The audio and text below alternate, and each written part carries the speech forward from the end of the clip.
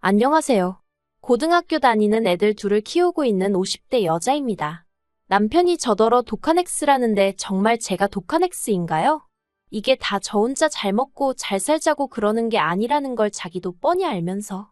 그러다 결국 남편이랑 몇 날 며칠을 싸우다가 결국 이혼 얘기까지 나왔어요. 그리고 솔직히 처음엔 애들 때문에라도 참고 살까 했거든요. 그런데 보자 하니까 인간이 미쳐도 아주 제대로 미쳤구나 싶대요. 남편하고 전 대학에서 만났어요. 동갑이라서 그런지 처음부터 말도 잘 통했고, 무엇보다도 남편이 저에게 잘 보이려고 엄청 노력을 하는 게 눈에 보였거든요. 그게 저도 싫지는 않았고요. 그래서 2학년이 되면서는 진짜 사귀는 사이가 되었어요. 저희가 사귄다는 소식을 듣고는 주변 친구들과 선배들은 캠퍼스 커플이 얼마나 불편하고 위험한 줄 아냐며 저나 남편에게 경고 아닌 경고를 해주기도 했지만 둘 다 그런 게 귀에 들어오지 않을 만큼 서로 푹 빠져 있었던 것 같아요. 아무튼 저는 남편의 군복무도 착실히 기다리며 자리를 잡았고 이후로 남편도 졸업 후 직장을 잡으면서 저희의 오랜 연애는 결혼이라는 결실을 맺게 되었습니다. 양쪽 집안에서도 서로의 존재를 진작부터 알고 있었기에 결혼까지 이르는 과정은 무르르듯 무난하고 자연스럽게 흘러갔지요. 하지만 사는 문제가 그저 저와 남편 두 사람이 열심히만 한다고 뜻대로 흘러가는 것은 아니더라고요. 제가 둘째를 임신하면서 입덧이 너무 심해서 제 발로 회사를 나오게 되었는데 그 일을 두고두고 후회하게 될 줄은 몰랐습니다. 제가 퇴사하고 얼마 지나지 않아 회사는 외국계 기업과 합병을 했는데 그로 인해 제가 다니던 회사는 업계에서 내놓으라 하는 위치까지 단박에 치고 올라갔거든요. 어떻게든 버티고만 있었다면 저도 몸값 좀 올라가고 그렇게 원하는 커리어우먼으로서의 경력을 이어갈 수 있었을 텐데 지금이야 그 또한 인생이고 그저 그 자리가 내 자리가 아니었던 거다 하고 넘겨버릴 여유도 생겼지만 한참 먹고 살기 빡빡하던 시절에는 어찌할 바도 없으면서 그렇게 서운하고 억울한 기분이었답니다. 아무튼 제가 그렇게 회사를 나왔을 무렵 남편도 남편대로 곤란한 상황에 처해 있었습니다.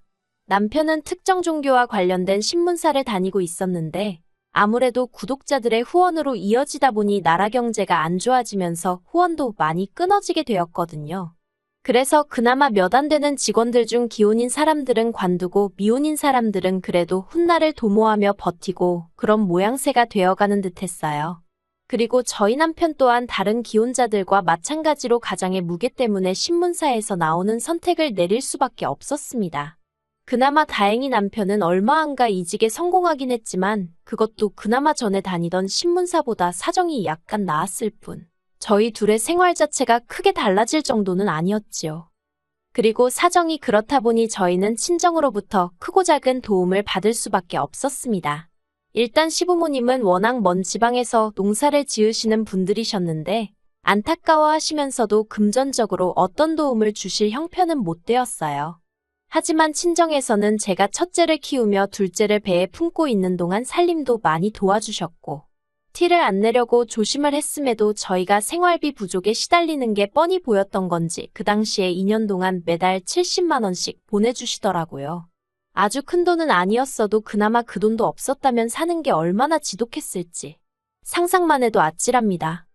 그리고 그런 힘든 시절을 이겨내기까지 한 저희 부부 사이에 조금씩 균열이 생긴 건 아이러니하게도 애들이 학교에 가고 남편이 새로운 회사에서 어느덧 안정적인 위치에 오르고 저 또한 새로운 공부를 시작하면서였습니다. 남들 눈에는 드디어 저 집도 피는구나 그렇게 보여질 시기였는데 둘째가 초등학교에 들어가던 해 그러니까 제 경력이 단절된 지 무려 8년 가까이 되던 때였어요.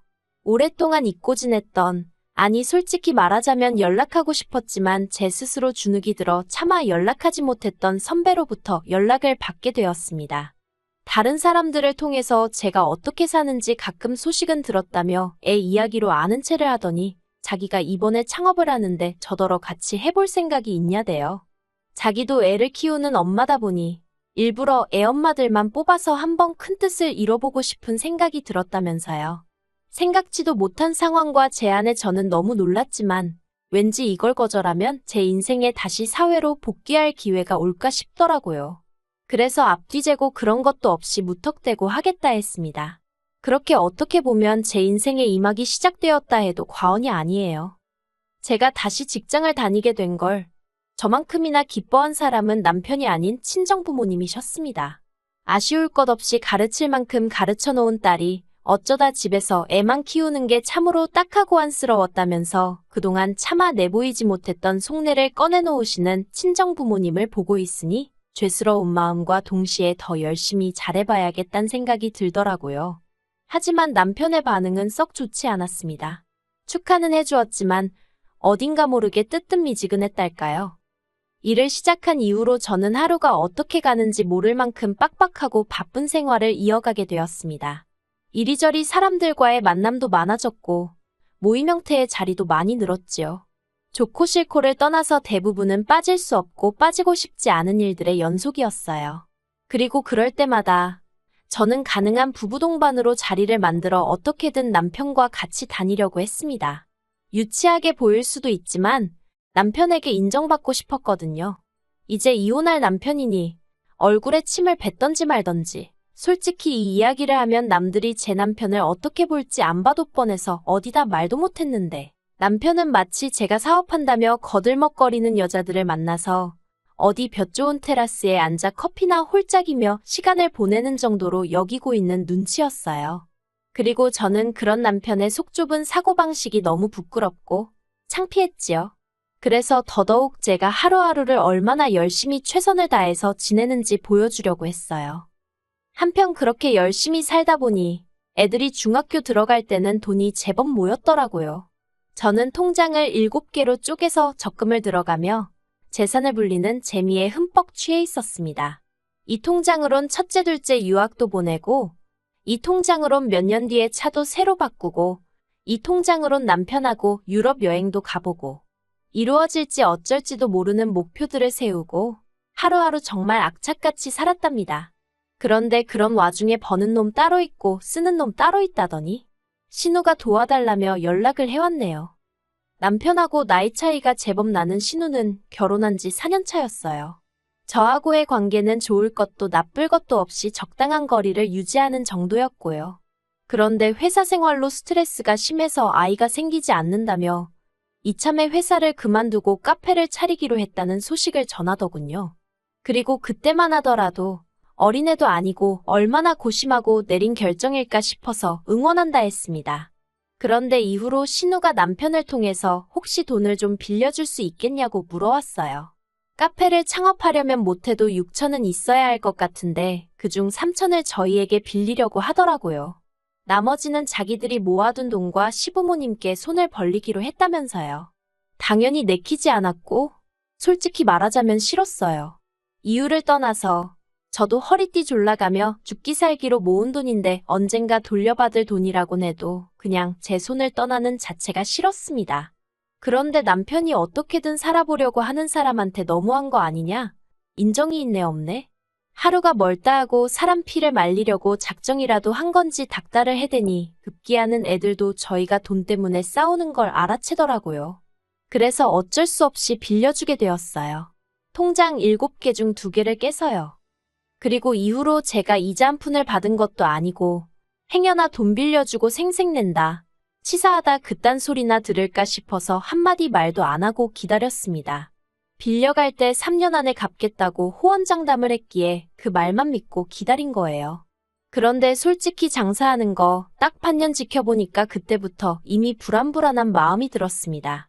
왜냐하면 카페를 한다고 해서 저는 그래도 나름대로 하다못해 바리스타 자격증이라도 하나 따놨을 줄 알았는데 원두에 대해서 아무것도 모르고 그냥 어디서 대량으로 떼다가 쓰고 과일도 대형마트에서 대충 사다 쓰고 손님이 안 오니 회전율이 떨어지고 그러니 커피며 케이크며 뭐 하나 신선한 게 없고 한마디로 악순환이었어요.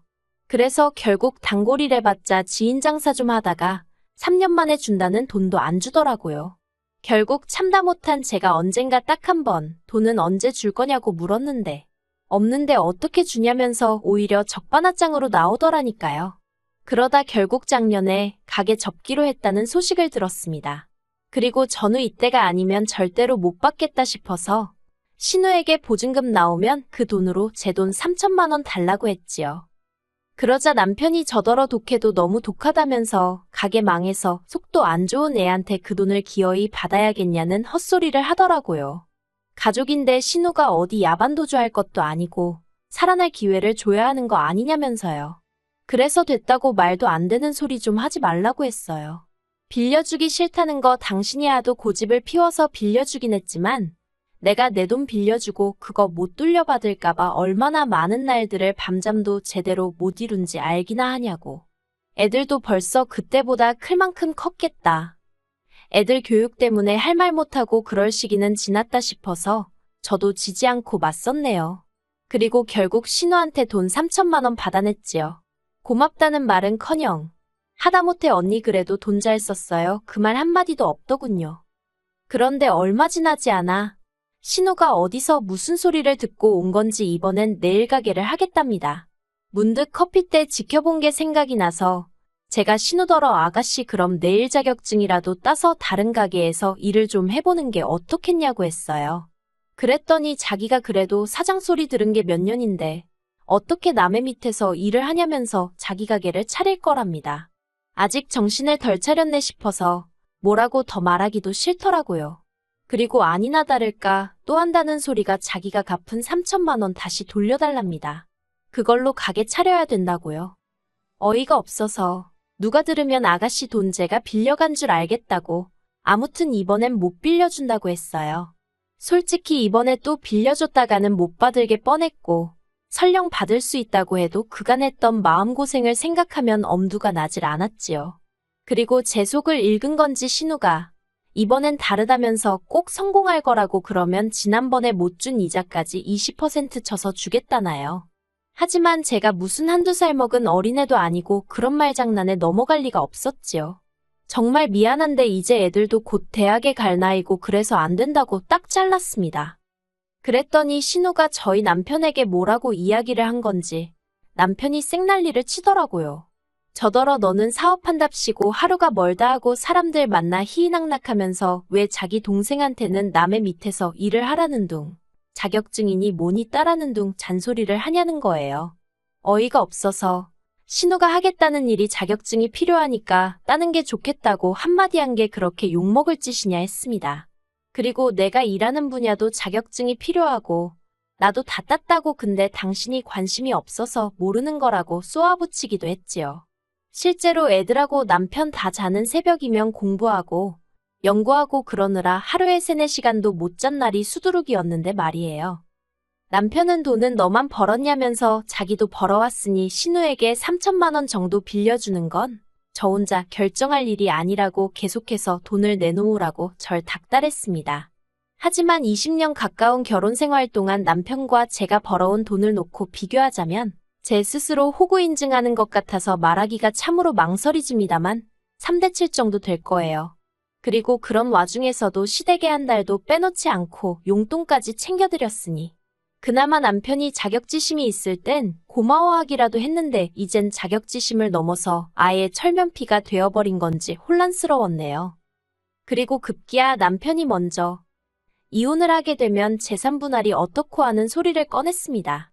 애들도 있고 그래서 저도 몇 번이나 욱하고 이혼 소리가 나올 뻔한 걸 누르고 또 누르고 있었는데 남편이 먼저 그 소리를 꺼내다니 기도 안 차더군요.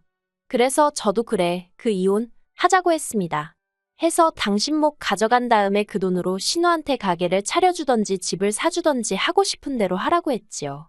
그랬더니 남편도 그럴 거라면서 재산 분할해서 땅 사가지고 집 짓고 인간답게 살아보겠다나요. 저 때문에 갖고 싶은 것도 한번 제대로 못 사보고 외제차 한번 못 끌어봤다는 헛소리를 해대면서 말이에요. 어이가 없어서. 그리고 결론부터 이야기하자면 재산 분할에서 제가 재산기여도 85%를 인정받아 대부분의 재산은 제가 차지하게 되었습니다. 세세하게 나열할 순 없지만 시작부터 친정에서 준 도움부터 시작해서 제 현재 수입까지 비춰봤을 때 남편이랑 50대 50은 처음부터 가당치도 않았다고 생각해요. 남편은 결과를 인정할 수 없다, 받아들일 수 없다며 악을 썼고 저더러 끝까지 싸워보자 했지만 당장 신우가 지 오빠가 이혼을 하든 말든 빨리 돈 달라고 난리지 변호사 비용도 장난이 아니지 그러니까 더는 덤벼들지 못하더라고요. 그래서 결국 며칠 전 저희는 완전히 남남이 되었어요. 그런데 웃긴 건 남편은 아직 자기에게 무슨 기회가 남았다고 생각하는 눈치입니다.